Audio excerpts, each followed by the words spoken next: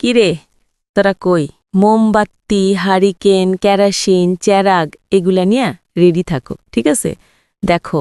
বিদ্যুৎ মন্ত্রী কি বলছে ঋণে ডুবে থাকার চেয়ে লোডশেডিংয়ে কষ্ট করা অনেক ভালো তার মানে শুধু এই রোজা উপলক্ষে তোমাদেরকে ইলেকট্রিসিটি দিতেছে কারেন্ট দিতেছে